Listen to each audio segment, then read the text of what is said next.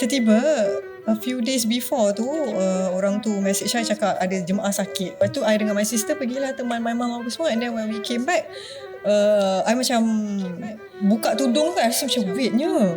Tapi I tak nak pakai tudung sebab I malu. Sebab I nanti nak masuk dekat H-Live apa semua, nanti orang tengok aku macam lah drastic, ekstrim gila Mina ni kan. Tapi lepas tu I balik rumah, seminggu macam tu I tak boleh. Dia tak, hati tak tenang. Tapi memang that one week you balik tu you tak pakai tudung. I tak pakai tudung. Tapi it feels weird. It feels weird, and dia rasa macam I tengah hutang dekat Allah sekarang. Allah dah bagi semua tau. Allah dah bagi air daya, Allah dah bagi kemudahan apa semua tu. Because I tak jahil. Because I tak jahil. As in macam I tak tahu. Kalau you tak tahu. Kalau I tak tahu, kalau orang tanya I macam apa memori you paling indah dalam Ramadan ke, I memang.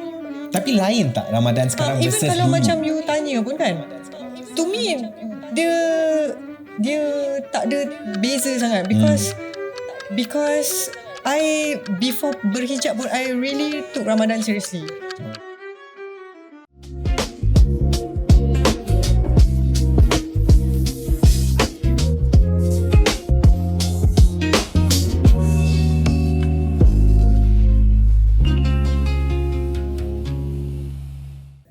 Assalamualaikum semua, saya Kianu Azman. Welcome back ke podcast saya sebenarnya. Bukan apa guys, kita ni sebagai manusia nampak je macam happy all the time, ha ha ha ha, hi hi hu hu. Tapi sebenarnya ada banyak moment yang kita tak pernah share dengan orang kat luar sana. Maybe time kita nampak happy kat media sosial, sebenarnya aku time tu tengah stress, tak boleh bangun daripada katil.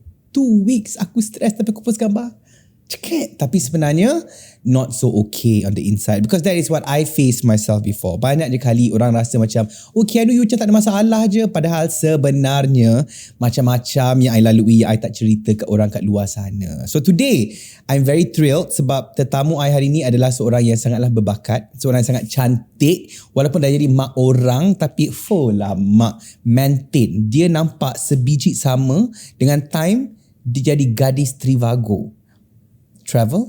Trivago. Cuma sekarang dah ada tudung lah pula. Masa Trivago tu tak boleh nak air lagi dah sebab tak berhijab lagi masa tu. Sekarang Alhamdulillah dah bertutup litup dan dia datang untuk memberi inspirasi untuk bulan Ramadan ni. Dahlia Shazwan. Assalamualaikum my sister. Waalaikumsalam. Hotel, dia bukan travel. No, actually I nak test. You ingat lagi ke tak? And Alhamdulillah you ingat.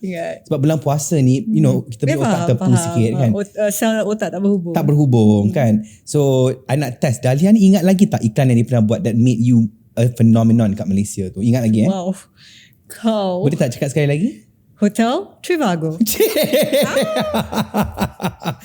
That was such an iconic commercial, to be honest. Sampai sekarang ada tak ada iklan pelancongan yang boleh tanding you punya iklan. Actually and actually I love it. I love that confidence. No, I mean like if kalau benda ni jadi dekat orang lain pun I'd be impressed as well. Sebab actually 5 years tau. I was on TV for 5 years. I dekat, you mean iklan tu 5 tahun? 5 tahun. So iklan tu ada setiap fasa hidup I. Daripada I single, lepas tu I kahwin, lepas tu I pregnant, lepas tu I deliver. Okay, anak you dah standard 2 kan? Dia pernah tengok tak you punya iklan pernah, tu? tapi dia tak impress pun. Dia macam okay, dia kena buat reaction dia macam mana? Dia macam mami okay dah. Itu je lah. Bukan dia macam my mother is a superstar. No, jangan over. Jangan over. I nak tanya kalau dia memang travel dengan Trivago ke tak, tapi tak apalah. Takut contract dah on the way, betul kena cancel kalau dia kata tidak. So better not lah. That question better not. Tak payah. Tak payah Okay, you pernah cerita ke I yang you actually shot your Trivago commercials overseas kan? Dekat mana actually? There was one, kita orang kena pergi India. Wow.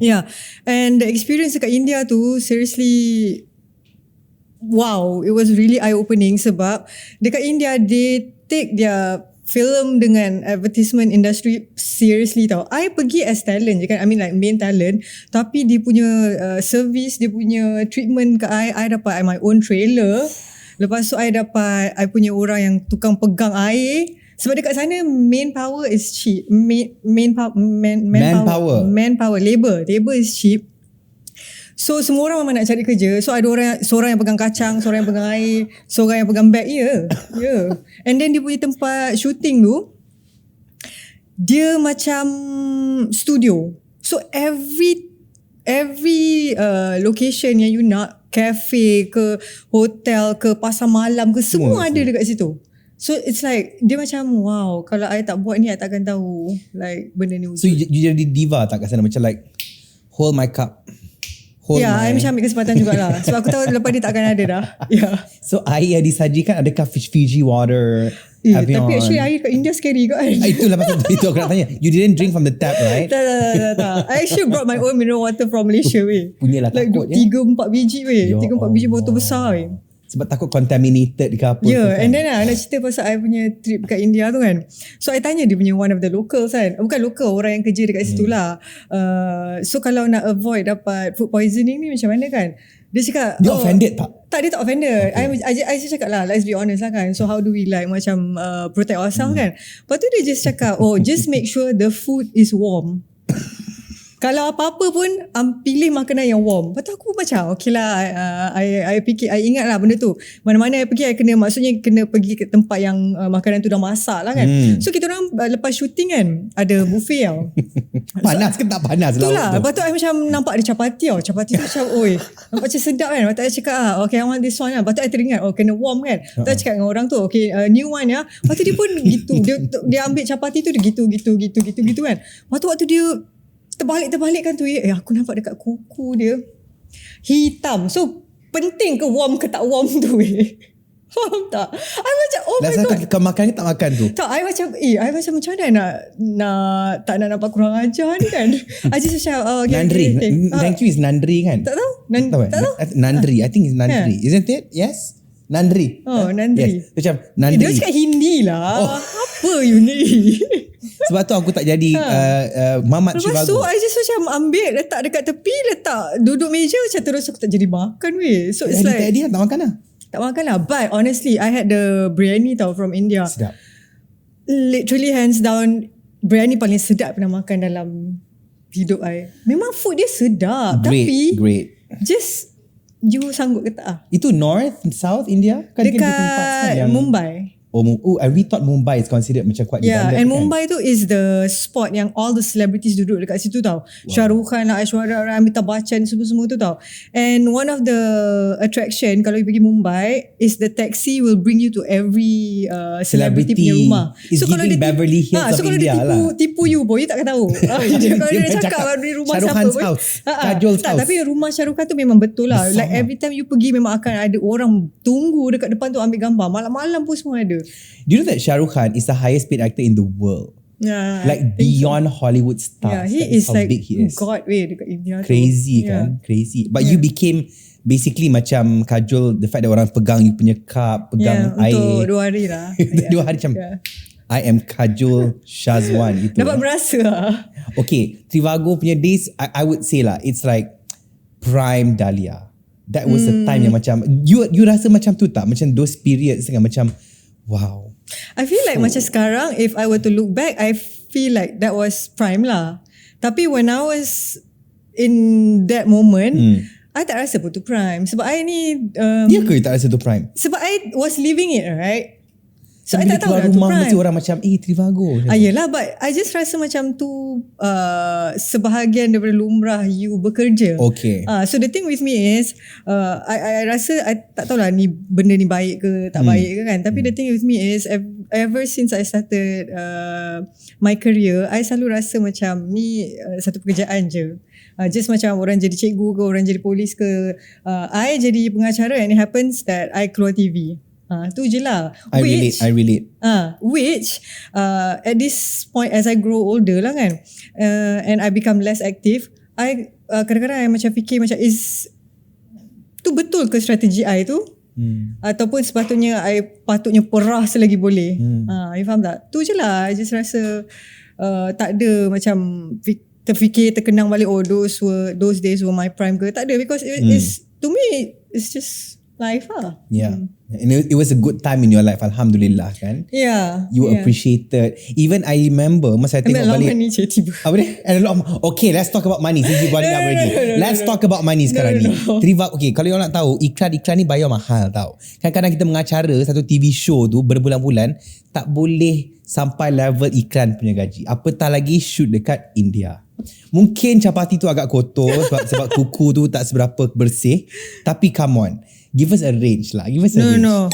Okay, but was it good money? Was it good money? It was good money, but Were you paid in USD ke? yeah, it was in euro. Euro? Yeah, it was in euro dollars. Sebab Trivago ni European company Yes, actually dia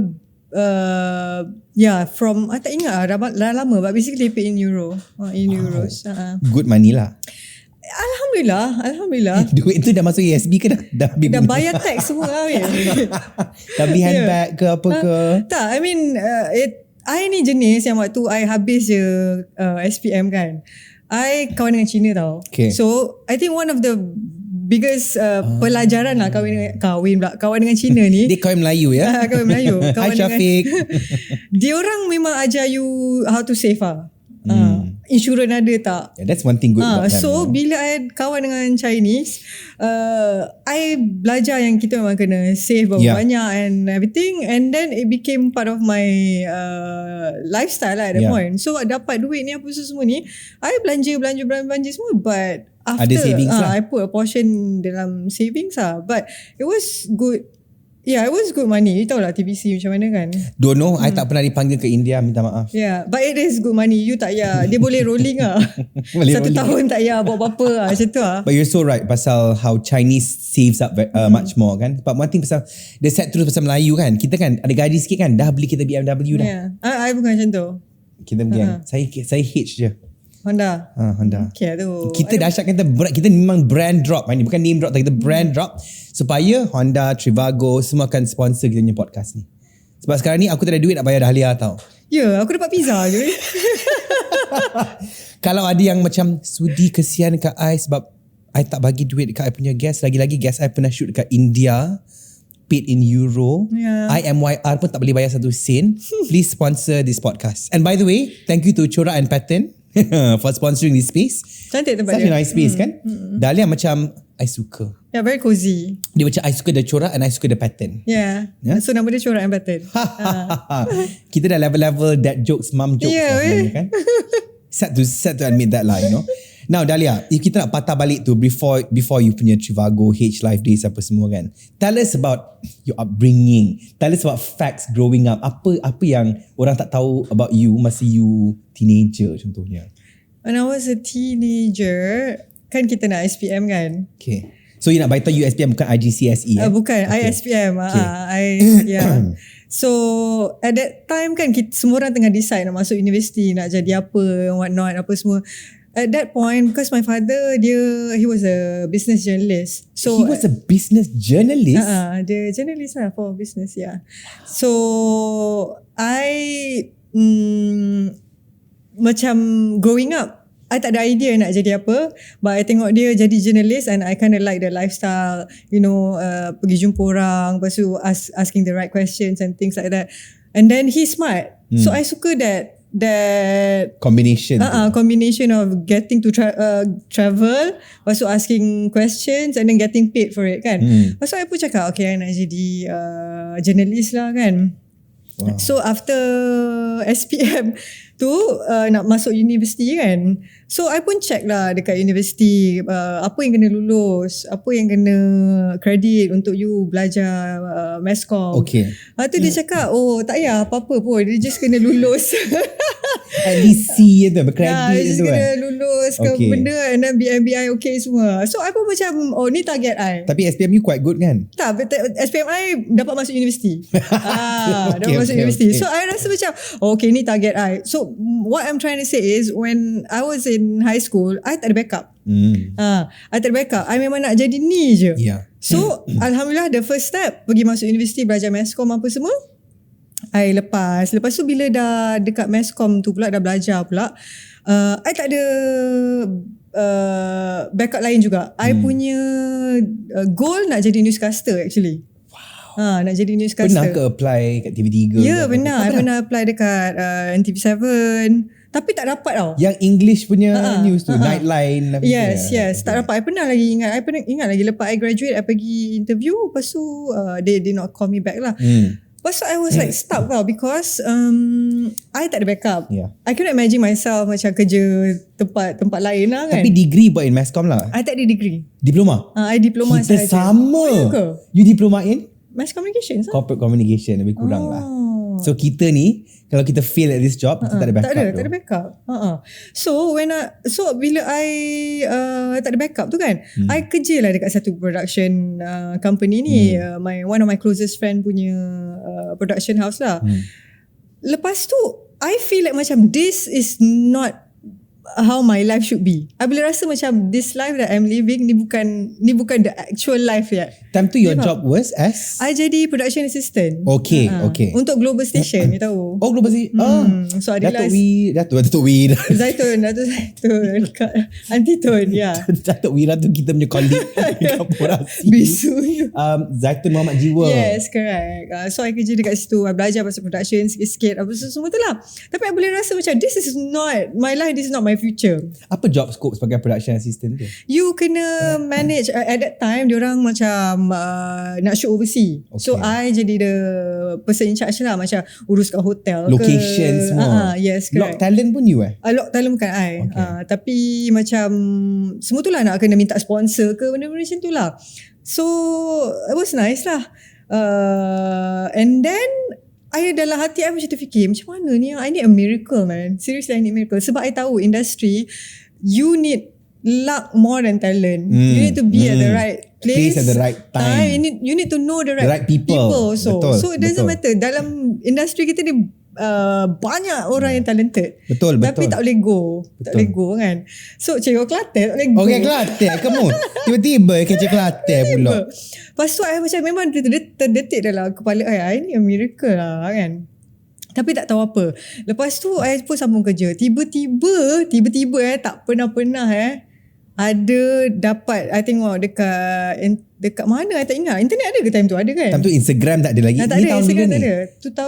2014 macam tu kot. On air punya ad on air dia keluar. Dia cakap TV kot. Ha? Dekat TV kot. Dekat Astoria. Dia tak tahulah. Lepas tu dia cakap dia nak cari pelapis host lah, partner semua on air.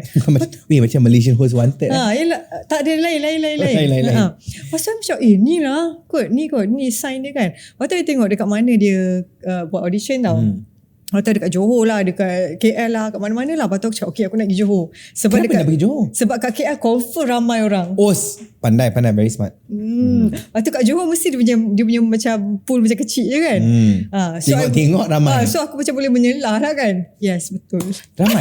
Ramai? Tak, memang ramai tu ramai. Betul dia menyelah. Tak, memang ramai. Tapi taklah, competition ni tak setat compact dekat to KL. Lepas tu I pun ingat lagi, I pergi audition tu kan, semua orang, you tahu kan orang Mescop macam mana? Memang dengan macam makeup letup-letup. Tapi I mean typical orang Mescop macam mana kan. Like notice me kan. Bila masuk bilik je semua orang akan tahu dia orang budak Mescop kan. Betul. So waktu audition tu it was like that tau. Semua orang macam bising and like lihatlah aku and like practice semua. Aku seorang je. You rasa macam tergugat tak at that point? I tak rasa tergugat or whatever. Tak rasa macam insecure macam alamak tak dapat ni. Tak, I just macam in my own world je. So I memang jenis dia orang macam tu lah. Okay. Nonchalant. I just macam in my own world, macam want to do my thing. Tapi macam I nampak macam orang-orang lain tu make it look like dia susah. Tapi sebenarnya dia tak susah pun, you faham tak? Because of like macam mana ni? You macam go with the flow. I macam tu je lah. Lepas tu bila I tengok diorang pergi kan satu-satu tak lepas. Dia terus tahu dia dapat dia macam gagal ke apa benda. You ingat tak you macam nombor keberapa atau I tak ingat, but I remember I waited for so long lah. Berjam-jam lah. Lama. Lepas tu when it was my turn, waktu partner dengan Dang Surya, I remember. Dang Surya. Dia macam antara yang macam paling macam yang mean lah kononnya, image dia yang macam akan bagi dia pedas bagi lah, observation komen-komen yang pedas lah. So semua orang macam takut lah dengan Dang Surya ni. Lepas tu tapi turn out macam dia okay dengan I. Lepas tu partner pun okay. Lepas tu I dapat lah surat tu. And then kita orang dapat masuk on air the actual program. Siapa lagi batch you? Batch I Hafizul Kamal yes, Hafizul Kamal, Hefni Hilal dekat Azmi. Astro Awani. Okay. Nabil bukan. Nabil Mahir bukan batch I, dia junior. Okay. Tapi batch I Okay. Syakirin Husnal yang dulu Go Shop tu. Tapi I remember watching your audition. I tengok ni before I kenal you. And I remember partner punya comment for you was dia tak cakap di depan you tau. Dia cakap kat kamera masa macam diorang interview dia. Dia kata Dahlia ni she looks very good on TV. Oh yeah? He said that. Oh okay. He literally said that. Dia kata Dahlia ni ada something. Dia memang perfect untuk TV. Dia cakap macam tu. Wow, tak sangka. Dia tak tahu kan dia cakap macam tu. I kena gali balik kat YouTube ni. He said that. I ingat sampai ke Tapi yang I ingat dia cakap I tak pakai heels. Oh, so dia kata dia pakai heels lah. Dia suruh I cari heels apa semua. Aku pinjam siapa punya tak. Lepas tu datang balik masuk dalam audition. Lepas tu dia cakap siapa orang apa yang datang audition tak pakai kasut tinggi. Lepas tu aku cakap lah I memang suka jenis je. But I rasa you jenis yang very bukan stubborn tau. I nampak muka you macam jenis yang I don't give a crap. No, tapi tu muka I, tapi dalam lain. Muka tapi you dalam macam, I lain. That's why I takut dengan you. Before I buat Borak Sini dengan you, kalau you nak tahu, okay, we're doing a show called Borak Sini kat Astro-Ria by the way. And when I was told in a group, I nampak dalam group kan, Dahlia Shazwan join, I macam, oh my god, Dahlia's gonna hate me. True enough, je tak lah. But now I know that she really does. Tak lah. I had this vibe yang macam, oh god, Dahlia tak suka siapa-siapa. No, you are projecting. What do you are mean? projecting. What do you mean? Macam mana? Tak, you yang tak akan suka kat I. Lepas tu juga I yang tak suka kat you. I was scared sebab you have that look yang macam. But honestly macam it's not surprising lah. Sebab I dekat mana-mana pun orang memang akan rasa macam tu. Faham? Which I don't know. Like contoh lah, when I was younger kan kita dalam satu group yang macam there were a lot of girls. Yeah. And like everybody wants to nak jadi host, nak jadi favourite and things like that lah kan. I remember memang a lot of girls memang tak suka dekat I. Kenapa? Because diorang ingat I tengah plot something berdasarkan dengan face. muka aku. The RBF too strong kot mungkin kan. Tapi serius dalam hati I cuma nak balik rumah nak tidur je. The fact that I dah kenal Dahlia sekarang ni, I boleh verify Dahlia memang macam tu. Sebelum kenal takut, sumpah takut. Tapi lepas dah kenal lah Dahlia ni. No, but memang I dapat lah macam orang bercerita dengan bercakap apa semua yang macam I memang bagi vibe yang macam I tengah plan something against you. Faham Evil tak? vibes. Macam I memang bagi vibe dekat orang yang dia ni mesti jealous dengan aku ni. Padahal Sumpah Dahlia tak macam tu. Sumpah Dahlia chill. Sampai dia bestie aku dekat Borak Sini. Tak pernah sangka dia bestie aku. But I know what she's gonna say. But you're not my bestie. Dahlia selalu cakap macam tu tau. Okay. So Dahlia, you've already created your name dalam industri. Alhamdulillah sampai sekarang orang panggil you gadis Trivago tak? Kalau you keluar ada Trivago ada tak? Actually kan, most of the time bila I keluar, orang memang tak tegur I. But kalau diorang tegur, diorang cakap H-Life yelah, ke? dia akan cakap Trivago lah. Trivago. Seriously, aku buat show apa pun memang orang akan cakap Trivago. Tapi I feel like macam most of the people yang macam minat I adalah orang-orang yang tidak akan tegur I. Okay. Okay, sekarang we are going to go on to the part yang sebenarnya. Okay. Dahlia ni kalau you nak tahu, dia start berhijab tahun 2020 kan, lepas you balik umrah. Yeah. And I remember you pernah cakap yang you tak plan pun nak pakai seawal tu kan, because you plan nak pakai bulan puasa, which most girls normally do that kan. Tapi you rasa macam terjentik hati tu untuk pakai tudung kan. Kebanyakannya kan kalau perempuan ni, orang selalu relate pakai tudung dengan hijrah. You know like, oh you berhijrah since, contoh you pakai tudung 2020, oh my god, means you berhijrah since then. But to me, hijrah starts from within. You know, macam for men, there's no apparel yang kita pakai untuk menandakan kita berhijrah, you know. Kalau you berhijrah, you ada ni kot. Oh, mungkin. Maksudnya aku belum berhijrah lagi. Ada jambang panjang lagi ni. Kena tunggu aku pergi tabligh. Macam you sendiri, adakah hijrah you bermula bila you pakai hijab, ataupun sebelum tu you dah rasa dah sesuatu, some changes happening? Actually to be honest lah kan, sebenarnya lah kan. Sebenarnya. I've always been a spiritual person. Daripada I teenagers, daripada I 11, 12, I rasa I memang a spiritual person. In what way? Like praying. Oh, you memang jaga solat semua? Dia bukan jaga, dia memang kau kena buat lah kan. Faham. And kalau you tak buat, you rasa tak sedap. I have been that kind of person. Cuma appearance memang tak. Memang tak langsung lah. And tapi you tak pernah seksi, I rasa. I just tak post je lah. But macam nak cakap, I feel like I've always been a spiritual person, as in macam I make it a point to learn and things like that lah. Cuma my biggest factor dalam hijrah ni is actually the way I think when it comes to skin and also definition of tutup aurat tu lah. Okay.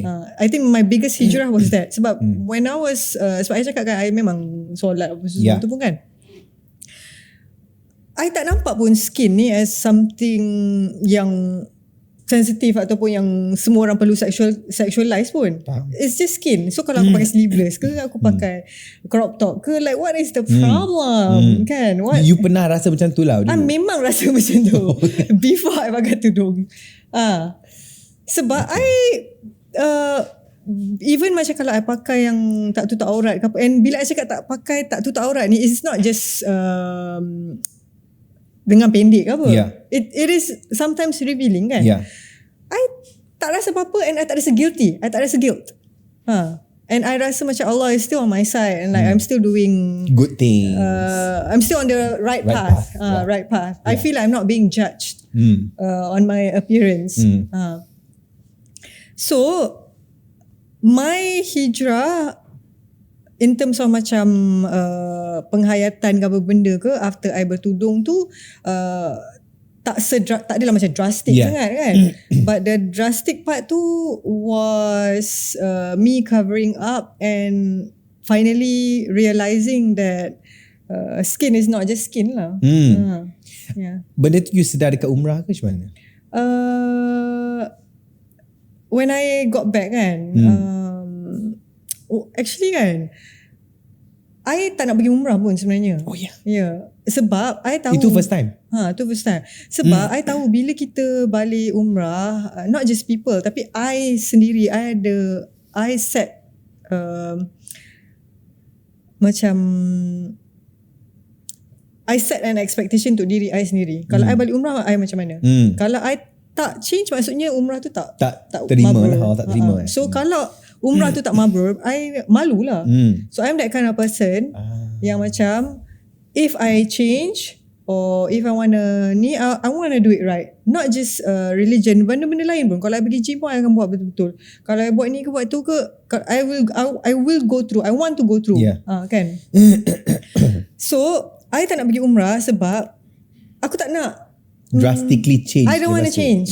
I don't want to change. But you thought you deep down you macam, if I go, there's so many things that I have to change in my life. And I ada kesedaran tu yang I kena tukar. Bukannya I jahil ke apa. I know kalau macam ni dah kena macam ni.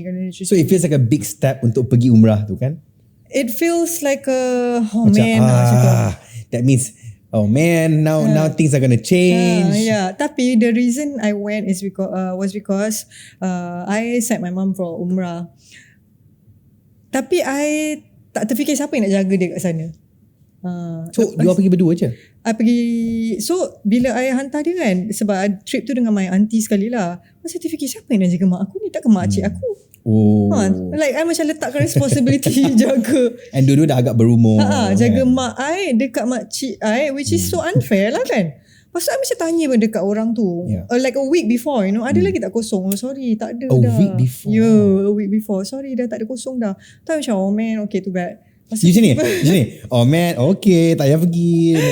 Lepas tu, tiba-tiba a few days before tu, orang tu message saya cakap ada jemaah sakit. So I boleh ganti tempat dia dua orang. Kuasa Allah Ta'ala. Lepas tu I dengan my sister pergilah teman my mum apa semua. And then when we came back, I macam buka tudung tu, I rasa macam weirdnya kan. Tapi I tak nak pakai tudung sebab I malu. Sebab I nanti nak masuk dekat H-Live apa semua, nanti orang tengok aku macam lah drastic, extreme gila Minah ni kan. Tapi lepas tu I balik rumah, seminggu macam tu I tak boleh, dia tak, hati you tak tenang. Tapi memang that one week you balik tu you tak pakai tudung. I tak pakai tudung. Tapi it feels weird. It feels weird. And dia rasa macam I tengah hutang dekat Allah sekarang. I memang boleh rasa tau. Because like you bayangkan kan, you main tenis ke apa benda kan, you serve the ball kan, I feel like macam the ball now is in my court dah. Allah dah bagi semua tau. Allah dah bagi hidayah, Allah dah bagi kemudahan apa semua tu. Sekarang dia tengah tunggu I nak buat apa. That is so true. What are you going to do about it before I take it away? I tak fikir lah before I take it away tu kan. Tapi I know like kalau I tak buat apa-apa, I was doing something wrong and something that he did not like. And because I was like spiritually ni kan, Ada spiritual high masa tu kan, masa baru balik tu. Tak, maksudnya because I tahu, because I tak jahil. yalah, Because I tak jahil. Ya, As in macam tak tahu kalau pun you benda tak tu. tahu, Kalau I tak tahu, it's boleh different. aku elak kan. Ni kau tahu, So aku dah and then tahu. Allah pula dah bagi benda tu. So macam like there's no reason for me not to jawab seruan Allah ni kan. So I macam you know what, ingat dah tunggu bulan puasa, tapi lagi sebulan weh. Takut lagi sebulan tu hidayah tu dah semakin go away dah. Ya. And I couldn't sleep pun. So I macam takkan sebulan aku tak ada tidur kan. Allah. You couldn't sleep because of that? Ya, dia macam something unsettling memang you rasa tu. Lepas tu I just macam Allah. the next day, the following days tu I just terus je pakai tudung. Okay, settle. Actually benda yang paling menakutkan sebenarnya kan, bukannya you nak pakai tudung tu, apa orang fikir tu je. So apa yang orang fikir masa tu? Semua terkejut lah. Bos macam Adli semua? I think yelah, I think ni lah, sampai ada orang the first few days tu I tak pakai socks tau, sebab I tak tahu pun tu aurat. Of course baru start. Bukan, kan? sebab I tak tahu tu aurat. I tak tahu tu aurat. Okay. Kalau I tahu, I dah buat betul-betul lah. Tapi I tak tahu. Lepas tu after a few days I tahu, sebab I post gambar kan, lepas tu orang cakap Dahlia kaki tu pun aurat juga, kena pakai stokin. Aku semua macam okay, baiklah. Kita sama. Kita ni jenis yang like, kalau orang bagi that kind of comments, kita akan instead of macam biarlah, kita akan macam kaji betul ke if it's true. Ya, betul. Then I want to do something about it kan. So I pun memang kaji betul aku kena pakai stokin apa semua tu. Lepas tu turn out betul. Lepas tu I pun pakai. Lepas tu bila I pergi office, memang orang yang cakap extreme je Dahlia. Ada yang cakap depan you. Tapi I understand where that person is coming from. Betul. Sebab orang tu tak tahu. So I just macam okay lah. But after that, Alhamdulillah Allah bagi mudah. Dari segi itulah nak tak adalah tiba-tiba rasa nak kan. That means you berhijrah secara your your what do you call that, your luaran tu, pakaian you. Ishal baru 2 tahun, 3 tahun. Ishal. Freda. Ishal nama. Sorry, Ishal tu nama, I selalu panggil anak dia Ishal, tapi nama sebenarnya Freda. Freda 3 tahun masa tu kan, 2020. 2-3 tahun macam tu lah. So basically you were already a mother, you baru balik umrah, you pakai tudung, and then Ramadan came a month after that. Ada tak the first Ramadan tu you dah rasa something different, macam Alhamdulillah this is a different Ramadan than what I previously had? Cara you beramal, what you felt about Ramadan, what you understood about Ramadan. If you ask me honestly lah kan, I tak ada kisah-kisah yang macam yang akan bagi you macam wow or whatever, because I feel like my journey dalam Islam ni is pretty much straightforward. Kan, in terms of macam kesedaran ke or like yelah macam, so kalau orang tanya I macam apa memory you paling indah dalam Ramadan ke, I memang. Tapi lain tak Ramadan sekarang versus even kalau dulu? macam you tanya pun kan, to me dia tak ada beza sangat, because I before berhijab pun I really took Ramadan seriously. Masya Allah. The only difference is I punya appearance je. That's why I've always thought about this tau. Macam hijrah seseorang tu tak semestinya bermula daripada apa yang diorang pakai. It starts from within. Like that's why sekarang lah kan, kalau I tengok my friends or any girls for that matter lah yang macam belum berhijrah or whatever, I don't go like macam bila lah you nak pakai tudung. Because we don't know. I will tell myself this is me. Yeah, betul. And who would have thought you would be like this now? So I tahu diorang ni rasa ni kulit je. Bukannya macam nak pergi menggoda orang ke apa, bukan. So I was there. So bila I tengok girls ke apa benda, I tak ada pun rasa macam kau ni bila lah nak berubah. But a different feeling yang I dapat after my hijrah tu is the blessing of making doa to others. Maksudnya macam Allah gave me a feeling, Alhamdulillah, yang bila kita tengok girls yang lain, I nak make doa for them. Okay. Macam it's okay, insyaAllah one day you will. Because I truly believe I punya hijrah pun sebab orang lain. Sebab orang lain punya doa. Bukan sebab I macam Allah bagilah aku petunjuk ke apa benda. I cakap je ya Allah bagilah aku petunjuk. Tak rasa. Tapi aku tak cakap pun ya Allah bagilah aku berhijab. Aku tak ada cakap macam tu. Tak ada secara but I specific. truly believe the reason I boleh berhijab is memang ada orang pernah doakan I. So sekarang bila I tengok other girls or whatever, Yeah. I totally understand where they are coming from or what they think. Yeah. Sebab they will always say yang penting hati baik, yang penting hati baik. Of course. Yeah. Which I understand, but I also believe is because they don't know yet what does hati baik means. Yeah. It's very superficial. Yeah. So bila I nampak macam ni, I memang akan straight away rasa macam ya Allah bagi petunjuk, bagi petunjuk, because they truly do not know. Yeah.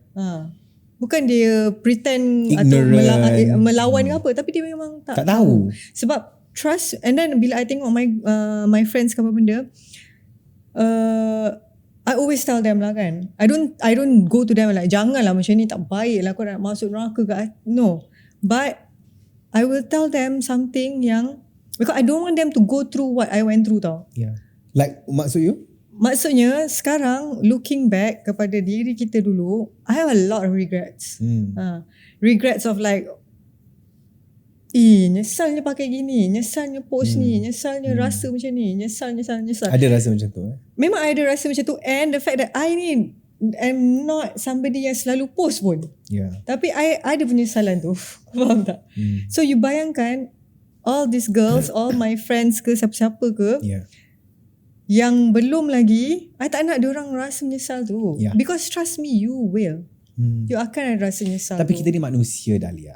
We make mistakes. There are things that we can't erase. Walaupun Allah dah erase those sins kalau kita dah taubat, tapi nak buat macam mana kan kita. I have things that I've done yang I tak bangga juga. Betul. So penyesalan tu penting supaya kita selalu hari-hari rasa kita perlu minta ampun. Every day kan. Every day. Maksudnya macam tak settle lagi kita ni pun. Yeah. Macam itulah. You know, selalunya girls yang talk about this pasal aurat and all that kan. Tapi sebenarnya kan lelaki yang tengah tengok ni pun is the same concept juga. Macam I dulu, I pakai shorts kan, pergi workout pakai shorts. Ni time tu I dah macam berhijrah jugalah. Dah start jaga solat and everything. Tapi I workout pakai shorts. And I remember nampak pakcik-pakcik pakai apa ni, bottom panjang macam ni. Tak panas ke? Then I just told myself, you know what? Let me just try to wear long pants the next day. Aku rasa covered. Like for a man to feel covered, it's like a different feeling tau. Rasa macam, wish. Is this what women feel when they cover themselves? Cakap pasal gym kan. Bayangkan I pergi gym dulu macam apa je. Tak pernah. I regret weh. I regret because memang it's not something you're proud of lah. Yeah, I regret. But look at you now. No, still long way to go.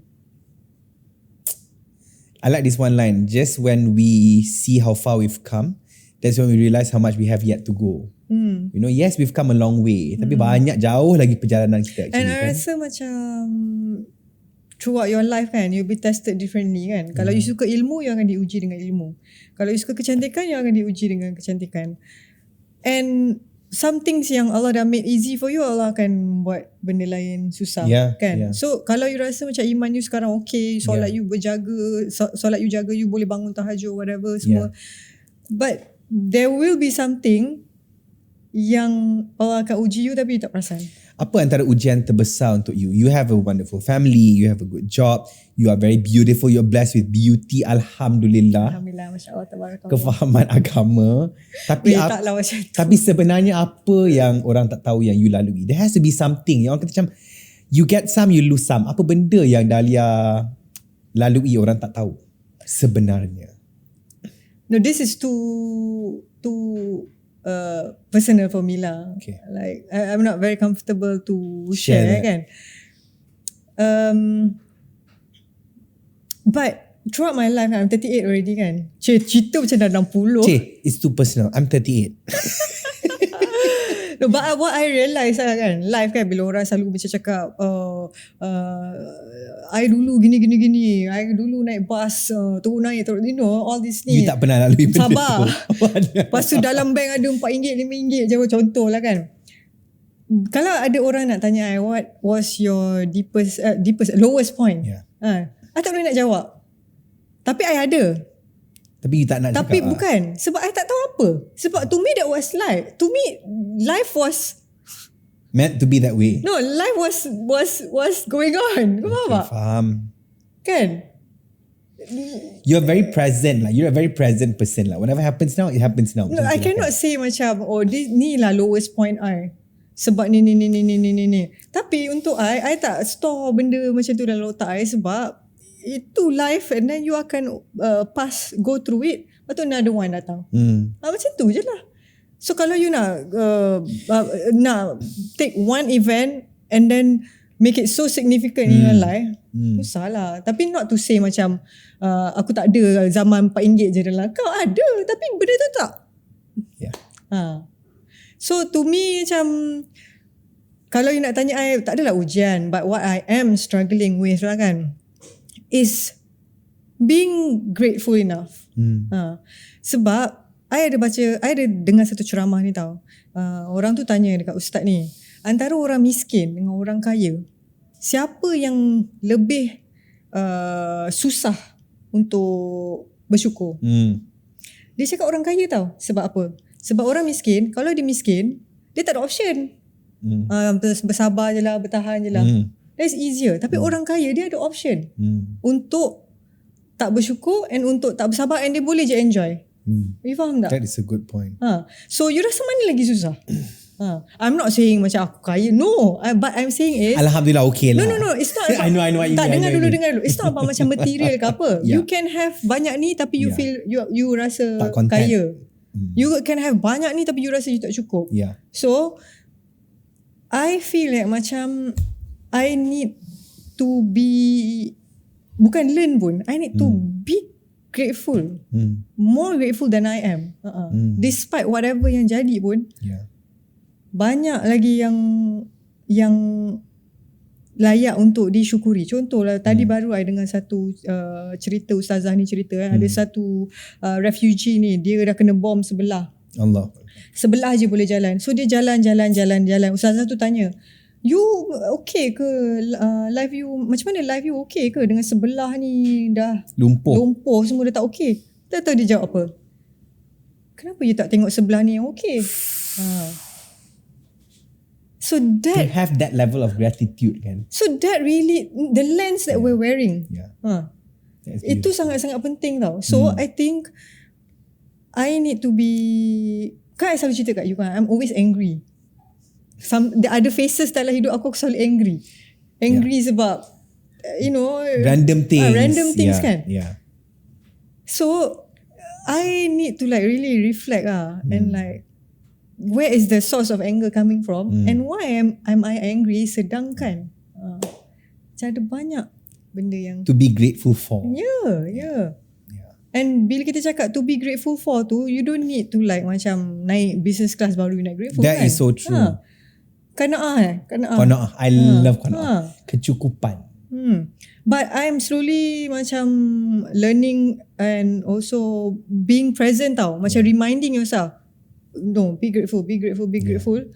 Sebab you tak nak one day the worst thing happen baru you nak belajar. Allah dah tarik baru you macam menyesal.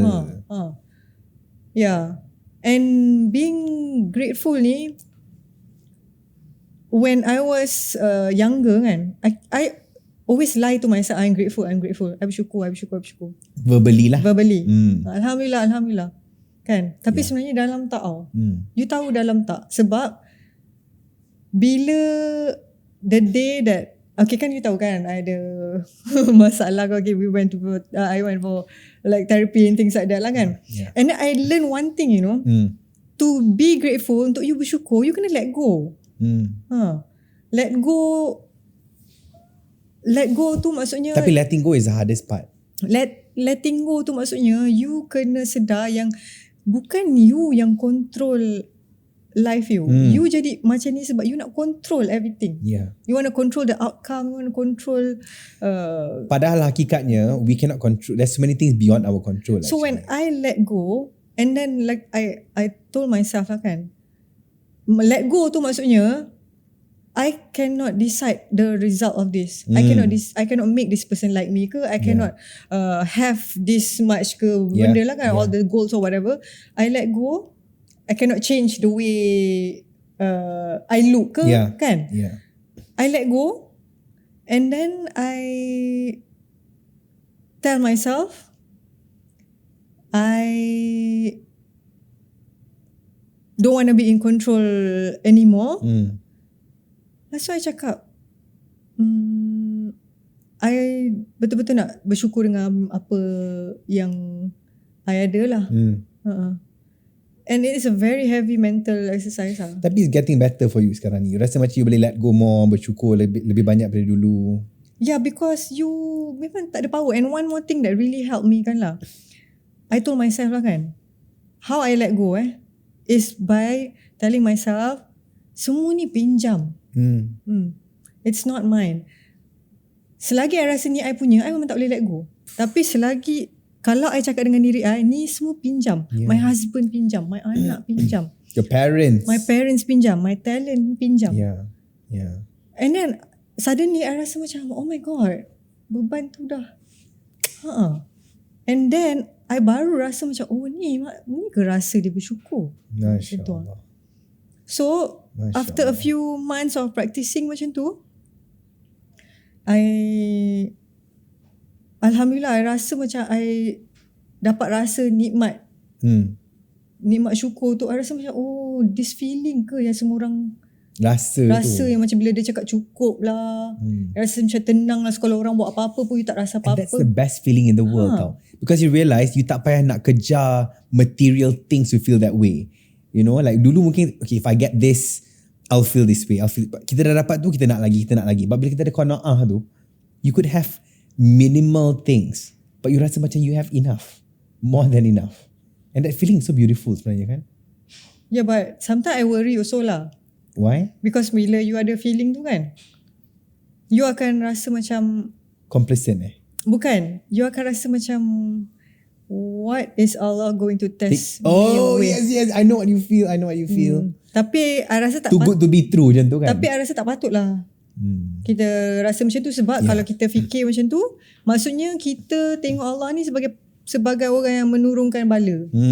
Bukan orang, sebagai macam Tuhan apa yang menurunkan kau nak uji aku apa lagi lepas ni macam tu kan.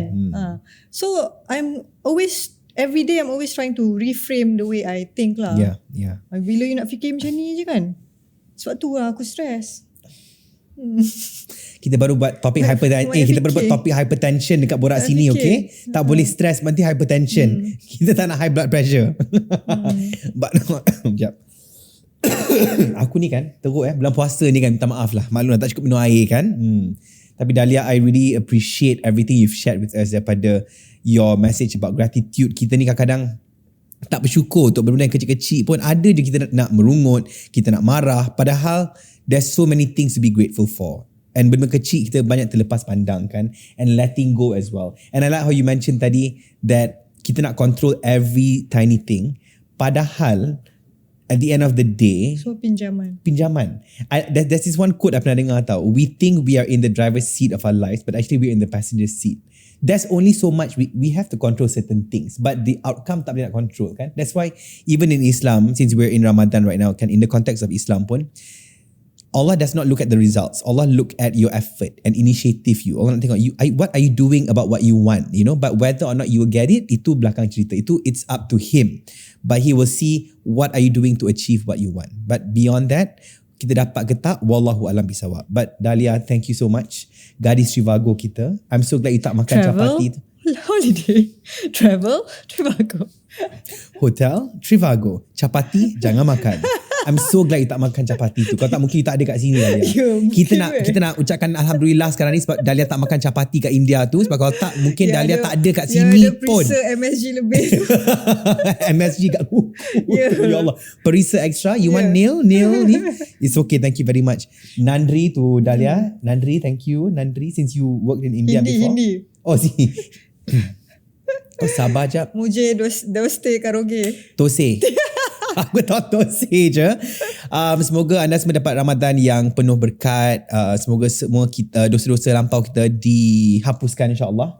Maybe start fresh like a baby. Macam Dahlia cakap tadi, maybe reframe our thoughts as well. Kita improve ourselves, not just on the outside, tapi the way macam mana kita pakai, jaga ikhtilat kita, what we think and whatsoever.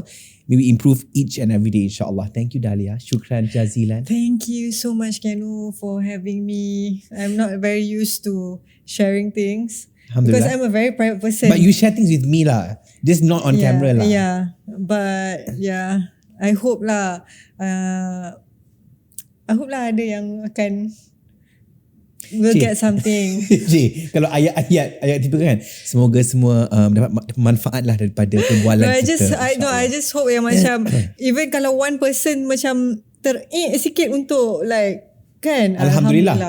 That is so true. Itu pun something that comes with age juga. Macam I dulu kan macam aku harap-harap ada 200,000 orang ni. Ni I'm like kalau seorang komen dengan benda yang positif, walaupun dia dekat belakang kamera kata janganlah seorang komen. Semoga 200 likes dan 200 komen dan 1,000 subscriber lah insya-Allah. Tapi pada I macam tak apa, 2 komen yang kata Alhamdulillah, Dahlia, you changed me, Dahlia. What Dahlia shared is so good. Thank you, Ken, for inviting. You. No lah, aku doing more. Aku ni hanya vessel. Vessel. Aku ni hanya medium antara Dahlia dan orang kat luar sana. Semua jumpa lagi dalam Sebenarnya. Assalamualaikum. Assalamualaikum. Bye.